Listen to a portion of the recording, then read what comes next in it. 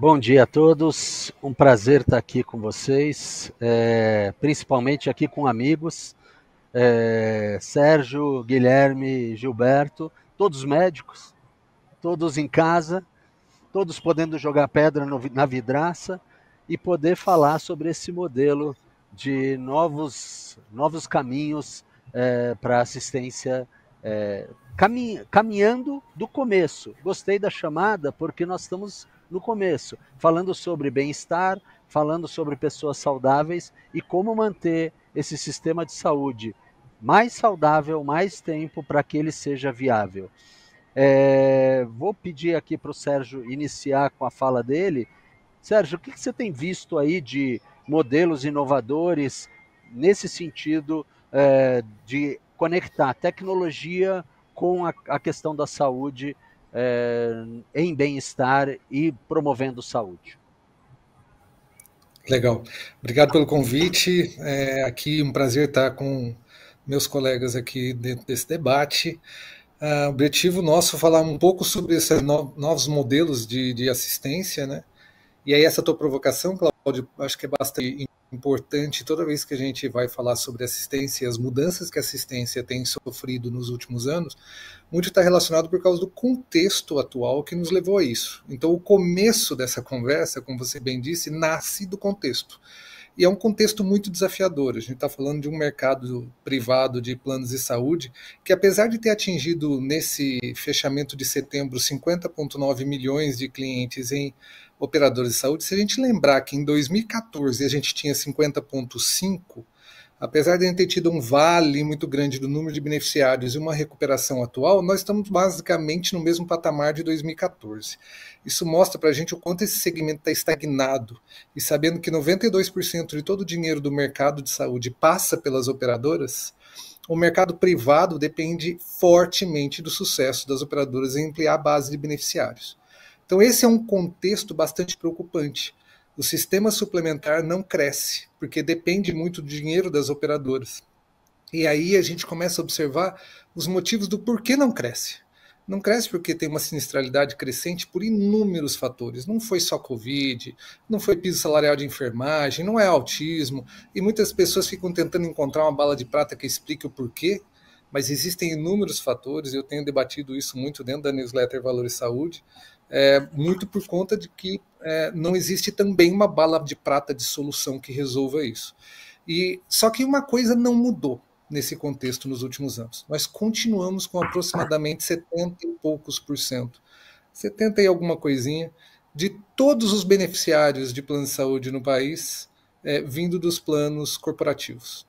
Então, como esse é um debate sobre os novos modelos de assistência para planos corporativos, é muito importante que a gente traga a visão de que continuam sendo as corporações os grandes contratantes da saúde suplementar brasileira.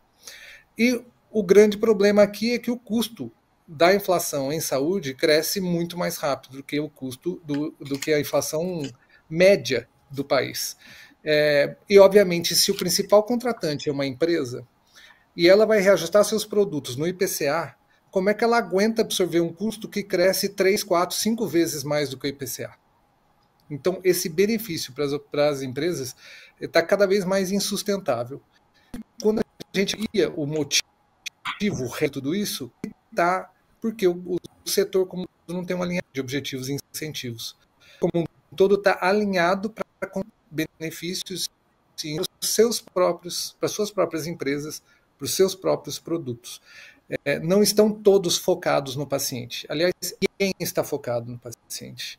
Nem o prestador de serviço de saúde, aqui a gente está falando, começando a tua provocação, né, como é que a gente joga pé no próprio telhado, nem os próprios prestadores de serviço de saúde estão alinhados com o paciente. Por quê?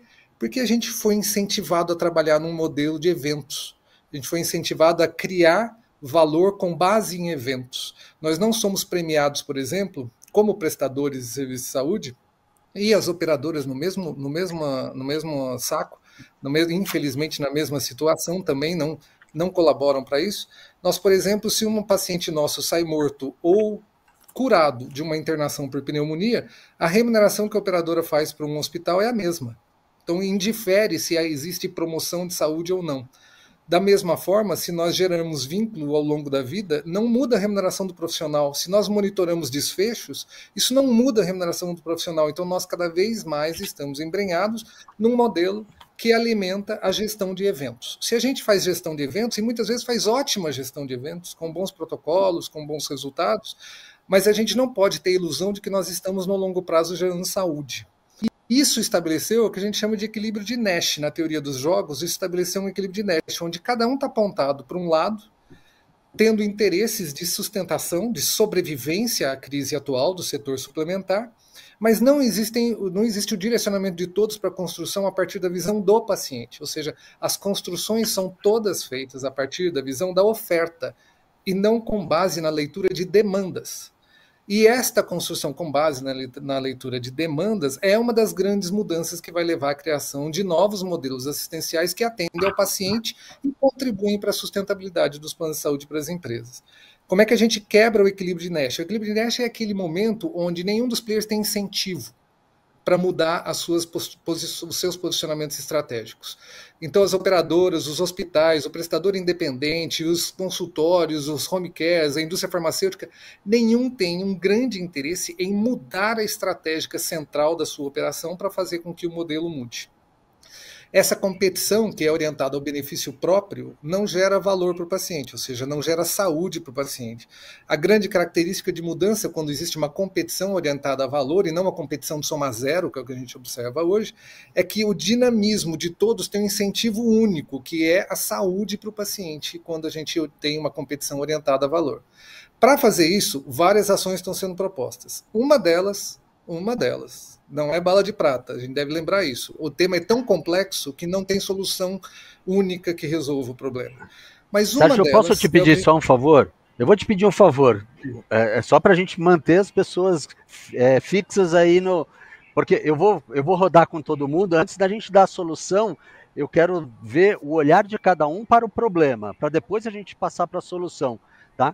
Você pode segurar essa parte da solução e aí eu te jogo lá depois e você fecha com a solução para a gente poder ter um olhar do problema um pouco mais amplo. Pode ser? Pode, isso não estava combinado, desculpa, mas é só para a gente poder manter a audiência aqui com a gente. Guilherme, quando eu te conheci, você estava migrando da saúde ocupacional para esse mundo desbravador de dados, informações e tudo mais. E você, eu acho que pega bem essa parte que o Sérgio estava trazendo do mundo corporativo. O Sérgio trouxe a questão da soma zero, onde para um ganhar, o outro precisa perder e vice-versa. Isso acontecia no nosso sistema. Hoje já não acontece, porque está todo mundo perdendo no nosso sistema. Você fala com prestadores, eles estão perdendo. Você fala com empresas, eles estão perdendo. Você fala com operadoras, eles estão perdendo. Qual é a sua visão a respeito desse atuar no bem-estar e sobre um olhar corporativo? Bom, acho que o Sérgio já fez a brilhante introdução aqui. Vou ter ver o que eu consigo acrescentar de contexto, né? E aí pegando esse gancho, né, Tafla, eu acho que um ponto que eu acho que sempre foi de certa forma deixado de lado, que ainda tem essa complexidade dentro de saúde, né? Que quem consome não é quem paga, né? E isso também é importante no contexto, porque isso traz, né, ainda um desafio maior, né? Porque as pessoas, os pacientes que estão na ponta não pagam, né, diretamente, indiretamente, aquilo que usam, né? Pelo menos para 70% nessa questão que o Sérgio trouxe, né, do mundo corporativo. Então, quem negocia, na verdade, é mais um intermediário nesse sistema fragmentado, né, com incentivos contrários, né, e que não tem isso, a grande maioria não tem isso como core business, né? Então, ainda existe uma simetria grande de conhecimento e informação em quem está negociando, para quem vai usar dentro desse sistema que, né, você tem ali cada um puxando para o seu interesse, com esse modelo de remuneração episódico, acho que muito bem colocado. Eu ainda acrescento nesse contexto, né, saiu agora depois eu posso trazer referência, não sei se foi da Ernst Young ou da Accenture, né, o grau de maturidade do uso de tecnologia por indústria, né? E a nossa indústria é uma das menos maduras, né, para uso de tecnologia. Quando a gente está falando aqui Óbvio, não estou falando de tecnologia do ponto de vista de um ressonância ou de um novo medicamento, isso daí eu acho que nós estamos muito à frente, mas quando a gente fala, né, de toda essa parte, né, digital, para jornada, enfim, a gente ainda está muito, né, atrás de outras indústrias, como, por exemplo, o setor financeiro, também super fácil de compreender, né? Eu sempre falo isso, a gente está falando de startups, a gente fala muito aí do errar rápido, né? Errar rápido na saúde tem outro contexto, não dá para errar rápido assim, tem coisa que, né, não é bem por aí, né? Não tem, o dano, né, o contexto não permite. Então a gente ainda tem esse contexto de uma dificuldade de mudança inerente do nosso setor, né, com um intermediário que não é o maior conhecedor nem da própria saúde, vamos dizer assim, do contexto clínico, nem do contexto, né, financeiro, e que é, né, o grande intermediário que está vendo que a conta dele sobe ano após ano, mas ainda tem pouco, vamos dizer assim, buy-in, nessa negociação que ele, é um ator, deveria ser, né, pelo menos, um dos principais atores. Isso está mudando, mas ainda é lento. E como o Sérgio trouxe, enquanto a gente ainda também tem essa visão, não tiver uma mudança né, de interesses, ou uma ruptura, né, desse interesse, enquanto todo mundo estiver ganhando no modelo atual, é muito difícil desse terceiro interlocutor, que são as empresas, né, ter, de fato, né, uma relevância para poder mudar. Acho que é um agente extremamente importante. Minha opinião, é um dos agentes que mais podem contribuir para acelerar isso, mas a gente, né, se a gente não tiver um incentivo financeiro, de fato, correto para isso, eu tenho muita dificuldade, né, de achar que a gente vai, né, de fato mudar, tá? Assim, nós estamos, né, aqui na 3778 ao longo desses 3 anos muito posicionados para isso, mas a gente ainda vê que a grande maioria do mercado ainda está, né, focado no acesso, no episódio, né, ainda que veja, né, tentativas de mudança. É o que eu falo direto, falo isso muito até com as próprias seguradoras e operadoras. A gente fala muito de navegação, de coordenação do cuidado. A gente não tem nenhuma rúbrica para remunerar isso. Então, assim, o que não tem remuneração é difícil né, de realmente, né, tomar um protagonismo. Né? Assim, poxa, você tem, né, código TUS para tudo, para isso você não tem nenhum modelo de remuneração que isso realmente já está, né, enraizado. Isso sempre ou está dentro, né, de um grande pacote, ou dentro de uma grande iniciativa ou programa, ou de fato não existe. Né? Então existe a dificuldade das próprias seguradoras, operadoras e também prestadoras, né, em entender como isso funciona e remunerar por isso. Você imagina dentro da empresa, né, essa é uma dificuldade ainda maior. E aí, só para fechar o contexto aqui, para depois ir, né, na linha do que você falou um pouco da solução, seja para navegar e coordenar, seja para prevenção, enquanto a gente não tiver, né, incentivo financeiro que de fato, né, traga isso para a mesa, eu acho muito difícil a gente evoluir na velocidade que eu acho que todos que estão aqui desejam. Né? Então, a gente vai continuar fazendo, as coisas vão evoluindo, mas a gente realmente precisa ter né, uma ruptura maior que permita novos modelos que realmente incentivem essa nova jornada, esses novos modelos de cuidado. Né? Ótimo.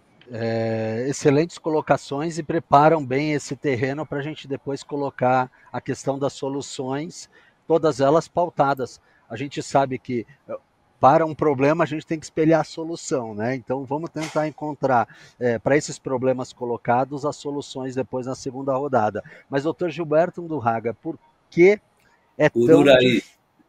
Ururaí, desculpa. Por que é tão complexo a gente fazer isso nesse mundo? E quais são os problemas que o senhor vê? Eu estou olhando ali, MedRio, check-up sempre à frente, isso tudo me remete a uma prevenção, promoção de saúde, que é o que a gente deveria estar fazendo. Usando da tecnologia e, sobretudo, desse momento pós-pandemia que mudou o mundo. Mudou as relações trabalhistas, mudou a forma de se trabalhar, a demanda para o seguro, o plano de saúde também aumentou, enfim, tem uma série... A tecnologia está entrando, de fato, firmemente, mas precisamos ter cuidado, enfim. Então, eu sou Gilberto Undurraí, diretor da MedRio Checkup há 33 anos, 250 mil check-ups médicos realizados. eu queria falar um pouquinho da minha experiência enquanto prestador de serviço, completamente voltado para a promoção e prevenção da saúde. E eu não tenho dúvida que a pandemia foi um marco, né, que propiciou grandes mudanças na prestação de serviços médicos e nas corporações. Impôs uma necessidade absoluta de bem-estar no ambiente laboral. E não existe bem-estar sem saúde, ok? Então, a pandemia nos trouxe, a pandemia do coronavírus, duas pandemias claramente definidas e observadas no nosso cotidiano. A pandemia de doenças crônicas, estamos falando do físico do indivíduo, da obesidade, do diabetes, da hipertensão, do câncer, que está explodindo em indivíduos cada vez mais jovens, e estamos falando também da pandemia da saúde mental fragilizada, nesse caso, na dimensão emocional. Ora, o homem é corpo e alma, físico e emoção. Ok? Então, vamos tratá-lo como tal, porque o que a gente tem observado depois dessa população do mundo ocidental trancafiada em suas casas, sob medo, sob incertezas, os comportamentos mudaram. Estresse elevadíssimo. Quando a gente fala em estresse, fala em necessidade de adaptação às mudanças, mudanças rápidas. O indivíduo passou a se alimentar mal, a beber mais, se tornou sedentário, dormindo mal. Os pilares da saúde foram os três abalados. E, com isso, as doenças crônicas encontraram espaço para progressão. O trabalho, por sua vez, as residências se transformaram em filiais de empresas, de escolas, home office chegou, hoje algumas com um sistema híbrido, abre-se um parênteses, as empresas francesas, japonesas, chinesas voltaram ao ritmo normal pré-pandemia, e mais contratando sêniores para orientar no dia a dia dos mais jovens.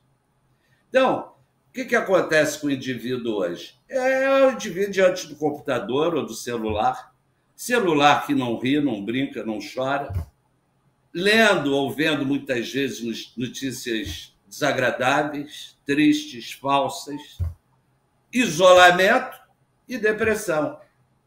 Ora, no nosso cotidiano, na nossa avaliação individual, trabalhamos muito a dimensão emocional. E um percentual muito grande de indivíduos examinados hoje convive com altíssimos níveis de estresse, com pânico, com ansiedade, com burnout, enfim. E entra a inteligência artificial, belíssima ferramenta, né, criada pelo homem a serviço da humanidade, mas, como o nome diz, artificial. Através da inteligência artificial, podemos até desenvolver válvulas em 3D para substituir válvulas cardíacas com patologias, enfim, mas não existe prótese para trauma emocional. Ok? E o que nós estamos vendo no cotidiano é a saúde mental extremamente debilitada. Muito bem. Nós utilizamos também artifício da telemedicina. O indivíduo executivo veio fazer o check-up e no pós-check-up, via telemedicina, nós discutimos o que foi o check-up. Ótimo, e assim deve ser. Mas vocês vão observar, no mundo atual, uma das maiores burocracias que vem surgindo é sobre regulamentação da inteligência artificial. Deve ser utilizada com ética, com responsabilidade, sobretudo equilíbrio, precisa de uma regulamentação. Repito, a inteligência artificial, tudo que for relacionado ao corpo, ao físico do indivíduo, tem sido de uma valia fundamental para N situações. Mas, como disse anteriormente, o homem é corpo e alma, físico e emoção. O mesmo indivíduo que desenvolveu muito bem a inteligência artificial, quando entra na seara emocional, não dá um passo. Não somos robôs. O robô está ao nosso serviço e não influenciando o homem da forma como a gente está vendo em vários segmentos também da sociedade. Lembra que, através da inteligência artificial, né, a falta de equilíbrio, a falta de supervisão, nossos filhos, nossos netos estão tendo suas almas hackeadas pelas redes sociais. Então, tudo deve ter equilíbrio, tudo deve fazer sentido. Muito bem. E, diante desse cenário, as empresas prestadoras de serviço de saúde precisaram se capacitar em rapidez de informação. Precisaram se tornar digitais. Precisaram conhecer e praticar LGPD. Os hackers estão atentos a dados de terceiros, dados de saúde que são riquíssimos, né? Então, precisamos que nossas empresas também estejam inseridas na pauta ESG e atentos à segurança cibernética. Então, são várias mudanças rápidas que a pandemia propiciou e que todos nós precisamos nos adaptar. Muito bem. O grande problema que eu vejo no Brasil, o combustível do nosso sistema de saúde é a doença. Só se fala em doença. E tratar a doença é algo extremamente caro. O hospital é caro, as terapias, observe as terapias oncológicas, os medicamentos, cada vez ditos mais pontuais, exorbitantes. A população precisa, claro, dos seguros dos planos de saúde. Como disse Sérgio, são 50 milhões de usuários. E as empresas, por outro lado, não estão suportando os valores cobrados nas suas faturas mensais. É uma crise fantástica da saúde suplementar. Como também disse o Sérgio, não existe uma bala de prata. Um desses caminhos, eu vejo claramente no sentido de reduzir sinistralidade, é uma participação forte do governo federal em termos de comunicar à população aquilo que faz mal, estimular fortemente, como foi no caso do ministro José Serra, lá atrás, com o tabagismo, que os percentuais de tabagismo no Brasil desabaram, fazer a mesma coisa com produtos que agridem a saúde do ser humano. Um dos caminhos que eu vejo, Sérgio, para reduzir a sinistralidade é a prevenção, sem dúvida, é assistência primária. Na origem, não deixar o indivíduo ficar doente. Ok? Muito bem. O que nós estamos vendo paralelamente? Uma quantidade enorme de empresas multinacionais, de várias procedências, chegando no Brasil com o seu seguro-saúde.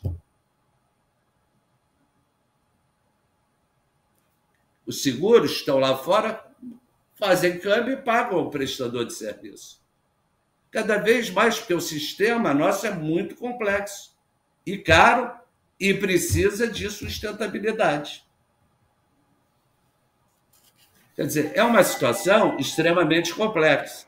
Então, como disse também o Sérgio, o novo em modelo assistencial de saúde é agregar valor, né, do serviço ao cliente, é transferir saúde para o cliente, é corrigir os fatores de risco à saúde de cada cliente, a partir de uma boa gestão, tanto no âmbito físico quanto no âmbito emocional.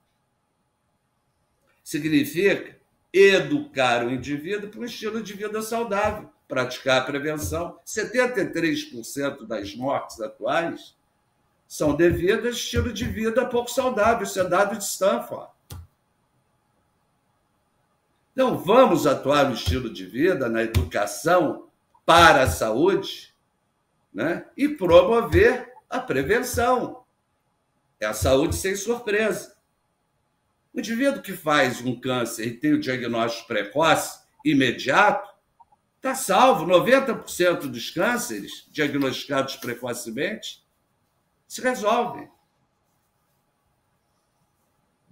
Então, no âmbito corporativo, Cláudio, cada vez mais importante que a gente observa aqui no meio dos nossos executivos É a satisfação em ir trabalhar, é ter prazer. Essa é a primeira coisa hoje. O indivíduo conhecer seu papel, estar integrado socialmente, o ser humano é um ser sociável, ter motivação, ter propósito. Quem é capaz de falar num plano de carreira para um jovem hoje para daqui a 2 anos? Isso é inquietante. Isso gera muita ansiedade nas pessoas, né? Então, é o momento, é o pós-pandemia. E sabemos que, no fundo, a saúde é responsabilidade individual. Mas as empresas participam, têm papel fundamental na educação para a saúde. E todos vão ganhar. Ganha o indivíduo, ganha a sua família, ganha a sociedade, ganha também a empresa. Então, o momento hoje, Cláudio, é de se falar em saúde, não em doença. Ninguém aguenta mais notícias ruins. Ninguém aguenta mais doença, doença, doença. E também é tempo de se falar em vida, porque tem-se um tabu no Brasil ao se referir à morte. A morte é o fim do ciclo da vida. E até a morte pode ser mais digna, com menos sofrimento, se o indivíduo for um educado para a saúde. O indivíduo que promove um estilo de vida saudável seguramente não terá sofrimento no momento da morte. Então, tudo isso, né, vem com nossas observações e eu deixo aí para a reflexão de cada um. Ótimo, Gilberto. Obrigado. Com as suas considerações, eu acho que a gente fecha o ciclo do caos, né? O ciclo do momento ruim que a gente está vivendo, mas pensando no lado positivo, que agora vem as questões de ótimo, sabemos onde a gente está, sabemos como chegamos, sabemos onde erramos, agora vamos consertar. E o que é que a gente precisa fazer para consertar? Eu só queria pensar, né, antes de passar os 5 minutos finais para cada um poder colocar, trazer as questões de soluções e tudo mais, queria só pensar esses pontos que foram colocados, adicionando uma pitada de Drauzio Varela aí nessa história, né? O maior programa de distribuição de renda no Brasil, sem dúvida nenhuma, é o SUS e o Programa de Saúde da Família. Porque ele consegue não só tocar quem tem plano de saúde, como quem não tem plano de saúde também. E trazer uma dimensão de prevenção, promoção, orientação in loco, como foi bem trazido por vocês, porque uma coisa é a gente fazer saúde hipotética, né? Deixa eu pegar medicina personalizada, medicina de ponta, a última tecnologia, e entregar num sistema que não consegue manter nem os hipertensos, nem os diabéticos bem acompanhados em seus tratamentos. Então, a gente tem vários dilemas aí no sistema de saúde. O mundo corporativo tem um papel fundamental, uma vez que a pessoa passa mais tempo, muitas vezes, no mundo do trabalho do que junto à sua casa. Porém, a família, essa estrutura da família, precisa ser saudável junto, né? Numa casa onde tem um diabético, todo mundo precisa aprender a comer como diabético, ou pelo menos evitar problemas para o diabético. Hipertenso, a mesma coisa, e todas as outras doenças. Numa família onde tem um paciente oncológico, todo mundo adoece junto, acompanha junto e sofre junto. Então, queria escutar de vocês agora, nesses 5 minutos finais de cada um, né? 5 minutos para cada um, virar a página. Agora vamos olhar para frente e olhar com soluções. Como é que a gente consegue melhorar esse sistema? A gente, como vocês todos disseram, não tem bala de prata, não tem uma solução única, mas a gente precisa caminhar no sentido da melhora. Sérgio. Boa. A perspectiva que eu gostaria de trazer para todos é que o que nós estamos precisando é resgatar vínculo e engajamento. Se de alguma forma nós conseguimos trazer o público, o grande público, para uma conversa contínua em torno de saúde e promover vários aspectos que hoje não estão sendo executados, nós vamos conseguir trabalhar melhor a questão do autocuidado e trazer aspectos como, por exemplo, já foi dito aqui, o Gilberto antecipou, que é a questão da predição e da prevenção. que fazem parte da medicina e que, portanto, estão previstos na assistência. Mas o fee-for-service foi estrangulando os tempos de consulta e o que acabou acontecendo? A gente acabou mecanizando o processo e esquecendo de torná-lo completo por diálogo. Então, o diálogo em torno da saúde, infelizmente hoje, o brasileiro é a segunda população mundial que mais usa a internet. São mais de 10 horas por dia na internet. E se a gente vê todos os relatórios de busca por assuntos de saúde do Google, o Google separa em 17 modelagens de pesquisa de assuntos. Em nenhuma das 17 modelagens de pesquisa que as pessoas usam dentro do Google, a saúde está entre as 10 assuntos mais pesquisados. A gente, como está imerso no meio da saúde, tem a impressão que a saúde é relevante para as pessoas. E as pessoas verbalizam isso. Mas no mundo real, não está entre os 10 assuntos mais pesquisados em 17 modelagens diferentes mapeadas recorrentemente pelo Google. Então nós precisamos fazer com que a saúde seja o assunto e as pessoas parem de dedicar 10 horas por dia na internet e 3 horas por dia nas mídias sociais e passem a dedicar 40 minutos por dia, 30 minutos por dia em conversas contínuas sobre saúde. Isso só vai acontecer na hora que a gente conquistar o engajamento das pessoas. Então, para trazer aqui de forma simplificada, eu entendo que a gente tem que trazer uma camada adicional para tudo que a gente faz no mundo físico hoje e tornar essa uma conversa. Tem um termo bem hype recentemente, que é a questão do mundo digital, né? Então, trazer um equilíbrio entre o físico e o digital, para que o digital possa entrar na assistência de modo a ocupar espaço nesses diálogos e amplificar o poder dos encontros presenciais e físicos, porque eles não deixaram de existir. O Gilberto também já antecipou isso. Isso nunca vai deixar de existir, porque o humano precisa do humano para várias questões, inclusive para ser humano. Então, essa questão de trazer uma camada adicional é para tornar poderoso o mundo atual. E como é que a gente faz isso? Essa proposta é uma proposta, eu criei para essa atividade aqui, é uma proposta simplificada de 3 etapas que já estão disponíveis para os contratantes, né, para as empresas, hoje no mercado brasileiro, que elas poderiam ser implantadas agora.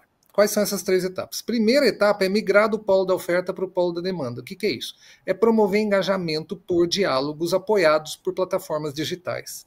Gente, essa não é uma conversa com operadores de saúde. Não adianta, o operador de saúde não conseguiu criar esse vínculo. Ela tem um vínculo contratual de papel, mas não é o contrato de papel que conseguiu até hoje estabelecer vínculo. Não conseguiu. Então nós temos que estabelecer vínculo com a prestação de serviços.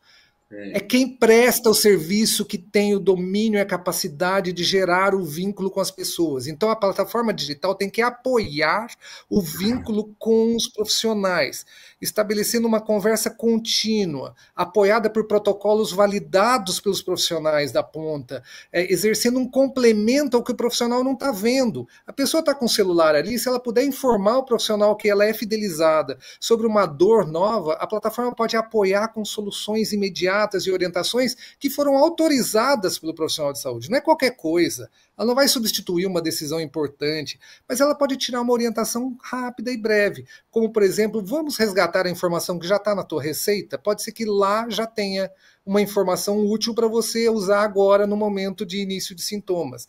Estou falando aqui com cabeça de pneumologista, tá? Porque a gente faz muito isso, de criar um plano no dia da crise.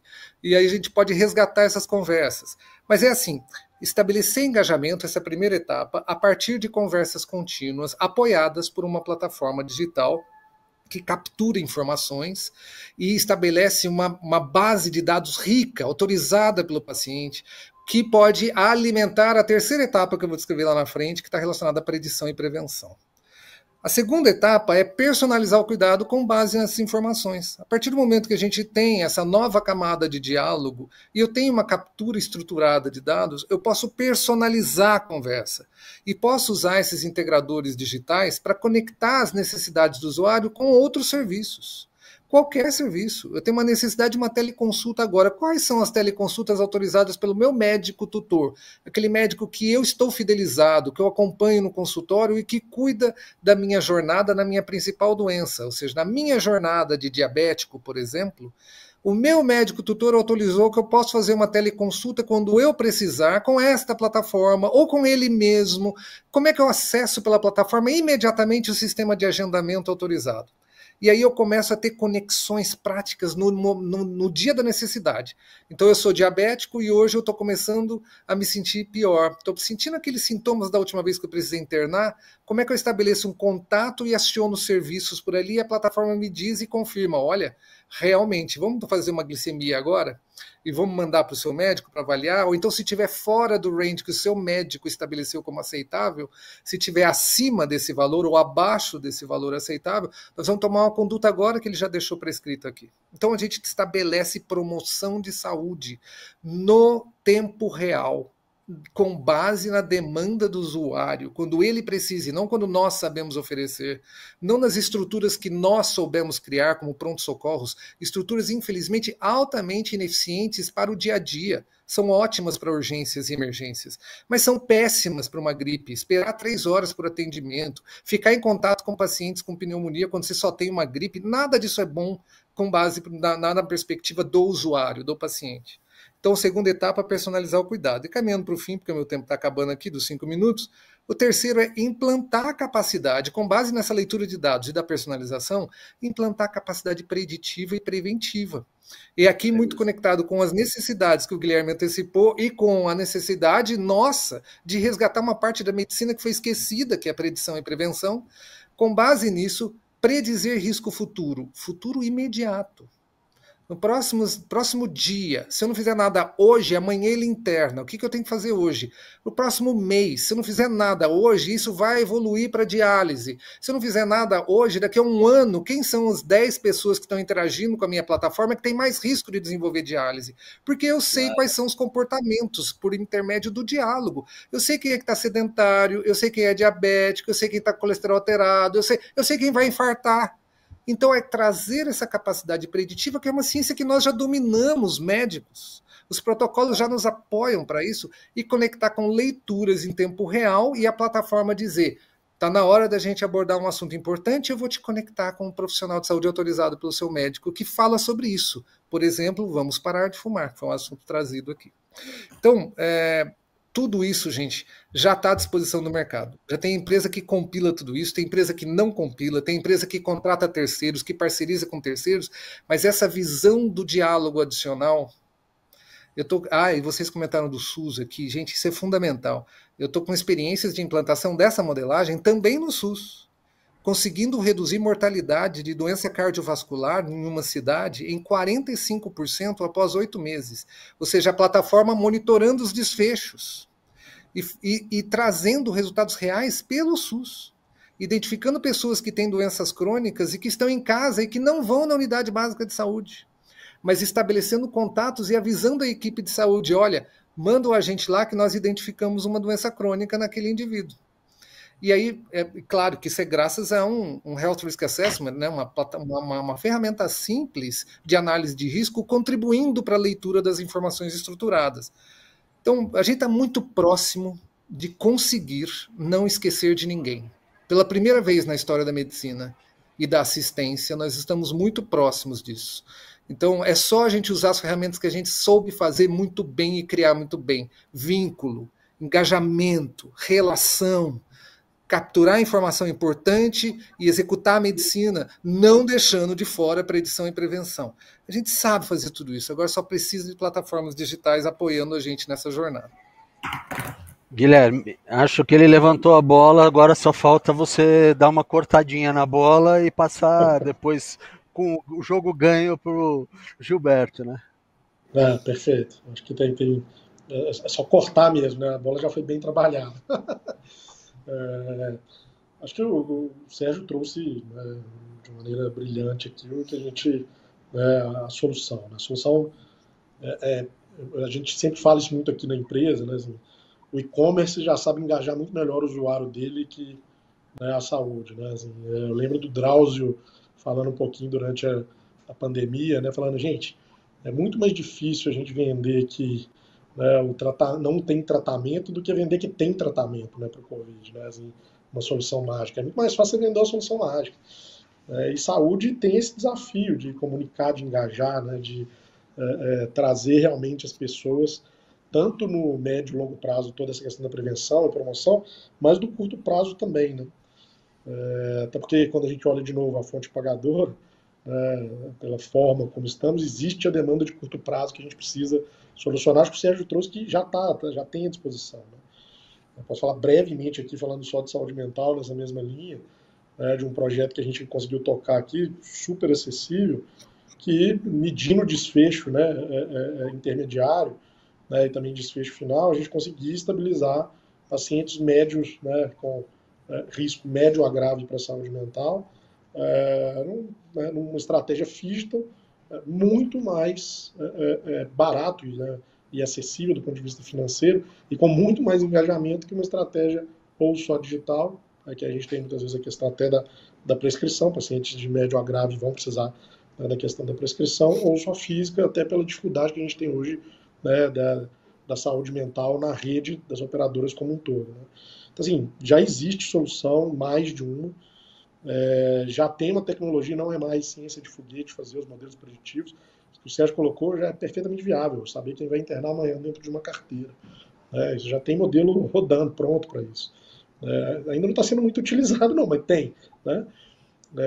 Está disponível, né? E a gente não está falando mais de dados da NASA, né? De uma dificuldade, poxa, precisamos ter toda a integração de dados para começar a agir. Não precisamos, a gente já tem dado suficiente para agir e gerar resultado de curto, médio e longo prazo, as três coisas, né? E aí eu acho que entra alguns pontos que a gente acredita aqui, que de novo volta um pouco para a solução, problema da solução, né? Primeiro ponto, acho que tem que ser acessível do ponto de vista financeiro, não pode custar caro.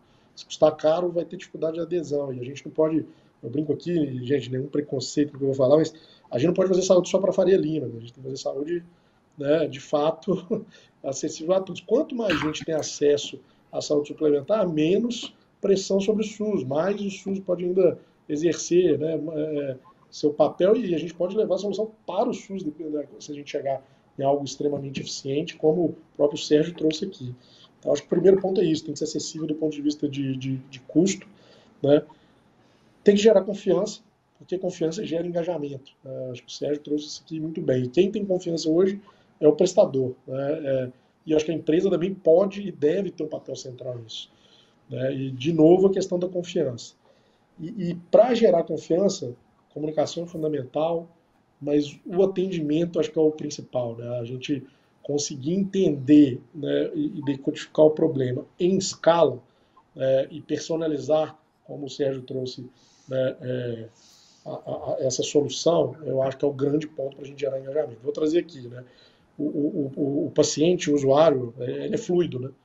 Ele vai preferir muito mais, né, usar uma plataforma que, né, em 3 minutos, 5 minutos está em contato, está resgatando, está encaminhando ele para outro profissional, mas, ou seja, ele é acolhido rapidamente, do que ele ficar 4 horas no pronto-socorro. Agora, se for melhor ele ir 4 horas para o pronto-socorro, porque lá ele vai ser atendido, não tem custo de medicamento, né, não tem coparticipação, não tem nada, e do outro lado, ele ainda vai ter uma dificuldade de seguir nessa linha de cuidado, nessa trajetória, ele vai para o pronto-socorro.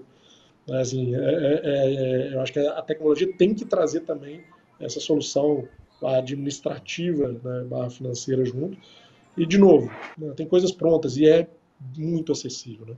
A gente está falando de plataforma digital que são, em escala, muito mais baratas do que a gente fazer, né, cuidado episódico baseado só em pessoas, né? Sempre vai ter pessoas, sempre vai ter o físico, mas quando a gente fala dessas plataformas, você potencializa muito isso, né? E, de novo, aí vou trazer um tema que sempre é polêmico, que a gente ainda usa mais, os outros profissionais, né, da equipe multi. O papel do enfermeiro é central nisso que a gente está falando. E aqui no Brasil a gente ainda usa muito pouco. Gente, isso é acessível. Isso aí assim, tem como fazer para ontem. E os resultados, o Sérgio falou um pouco, eu estou falando um pouco, tem várias empresas já mostrando os resultados clínicos, financeiros e de satisfação. Óbvio, né? Ainda existe resistência, né, natural. Mudança, nosso cérebro é feito contra a mudança. Em saúde, mais ainda pelos riscos inerentes da nossa atividade, fato. Mas já temos resultados e a solução passa, né, por isso, a gente usar melhor os profissionais que tem, ter ferramentas que consigam realmente dar acesso em escala, né, e potencializando o físico digital, né, e aqui para não sair do clichê, mas que é fato, gente, o humano e a máquina. Né? A gente não vai conseguir fugir disso. É isso que vai permitir que a gente tenha realmente uma saúde cada vez mais sustentável. Para mim, ainda existe um desafio que é super relevante, que as empresas têm um papel fundamental, que é a questão financeira de quem paga a conta, ter um incentivo financeiro para a gente movimentar isso de forma mais rápida. E também, óbvio, o papel do público e do governo, do Estado. Né? Para mim, esses são dois, vamos dizer, catalisadores muito importantes para isso que já está disponível no mercado. Concordando com o Sérgio, né, assim, acho que não desfazendo, óbvio, de um player que está no setor, mas se existe mais ou menos incentivo para fazer isso acontecer mais rápido. Para mim, esse incentivo está muito dentro dos pacientes, das empresas, né, e à medida que a gente gera facilidade, os outros players, como consequência, vão fazer parte disso. Já tem prestador utilizando isso muito bem e tendo resultado, tanto financeiro quanto de engajamento, satisfação e de desfecho clínico. Então, isso isso que você traz é importantíssimo, porque assim, sem uma mudança de mentalidade de quem cuida da saúde como um todo, porque cuidar da saúde não é só uma função médica, e principalmente em prevenção e promoção, talvez a atuação médica seja menos impactante do que a proximidade dos profissionais de saúde em fazer uma pós-consulta e fazer esse paciente entender o que foi falado dentro da consulta para que ele possa seguir e possa seguir de uma maneira correta, além da questão da eficácia e eficiência, porque a gente coloca recursos humanos dentro desses recursos que são dispensados para a eficiência e muitos deles não trazem retorno. Eficácia é você chegar no resultado, eficiência é você chegar no resultado com melhor dispêndio de recursos, inclusive físicos, recursos humanos também, né? Trazer as pessoas certas no momento certo para interagir com esses pacientes. Doutor Gilberto, palavras finais e vamos fechar esse bloco aqui com chave de ouro aqui, porque a cabeça das pessoas que estão escutando já deve estar girando já. Então, falar um pouquinho do nosso trabalho. Como falei, são 33 anos, 250 mil check-ups realizados. É claro que, ao longo do tempo, o nosso papel também é informar à sociedade o que encontramos no nosso cotidiano. Foram 4 livros publicados. Semanalmente eu escrevo um artigo numa revista de grande circulação, sempre voltado para a prevenção. E nós conseguimos, desde o início do nosso trabalho, quando a gente coloca ali médico e check-up sempre à frente, nós temos um programa, uma plataforma que nós criamos há 33 anos, que alimentamos no dia a dia com resultados. Fazemos um check-up, tanto para homens quanto para mulheres, em 5 horas. 24 horas após o resultado, está no aplicativo, no celular do nosso cliente. Imediatamente fazemos uma consulta pós-check-up com cada um dos clientes, mostrando o que foi o check-up, apontando os fatores de risco, definindo programas de promoção à saúde para corrigir eventual fator de risco, sempre usando as técnicas do lifestyle medicine, da medicina do estilo de vida, que é a especialidade que mais hoje cresce no primeiro mundo. Estados Unidos, hoje, cada estado tem lá a filial do American Board of Lifestyle Medicine, porque é o estilo de vida que mata o indivíduo moderno. Enfim. E esse pós-check-up tem sido sucesso. Essa é a verdadeira gestão da saúde do nosso executivo. E com isso, Sérgio, estamos gerando ganho, valor em prestação de serviço para o nosso cliente. Isso é percebido nitidamente. Agora, percebem também a qualidade dos médicos que trabalham na prevenção, cada especialista, enfim, e qualidade em saúde é fundamental. Falamos do SUS. O SUS está se capacitando, está melhorando suas ações no cotidiano, em termos de serviços de ponta, idem. Quando você visita o Instituto de Traumatortopedia ou um INCA, vocês vão perceber o quanto estão avançados. Eu não tenho dúvida que nessa medicina de ponta, atos cirúrgicos, tratamentos para oncologia, por exemplo, estão hiper bem dimensionados. E o SUS está recebendo cada vez mais clientes oriundos do sistema de saúde suplementar. O próprio SUS, hoje, é capaz de realizar uma prevenção muito boa, com exame simples. O próprio SUS pode, a partir do Ministério da Saúde, desenvolver campanhas espetaculares em relação à alimentação, atividade física no cotidiano, sono de qualidade, redução do consumo de álcool. Eu não tenho dúvida que o SUS, e demonstrou na pandemia, a sua verdadeira importância para o país. Então, o trabalho todo, o nosso trabalho, é no antecipar, evitar que o indivíduo fique doente, prevenir, promover saúde. E nós observamos uma demanda cada vez mais forte de grandes empresas, médias empresas, pequenas empresas, brasileiras ou multinacionais, em busca de saúde. O indivíduo sem saúde não vai a lugar nenhum. Então, esse é o trabalho nosso no dia a dia, é a atenção primária. É muito mais fácil você gerenciar o indivíduo, a saúde de um indivíduo em plena forma, na vertical, porque quando vai para horizontal é intangível. A doença é muito cara, ninguém suporta mais doença. Então, vamos preservar o nosso maior patrimônio. Sem saúde não se vai a lugar nenhum. Esse é o nosso trabalho do cotidiano, Cláudio. Muito obrigado. Obrigado, doutor Gilberto Ururari. Obrigado, doutor Sérgio Ricardo. Obrigado, doutor Guilherme Salgado. Obrigado ao FIS pelo convite. E ficamos aí para um novo evento futuramente. Aprendemos demais hoje. Um abraço a todos. Finalizamos no horário.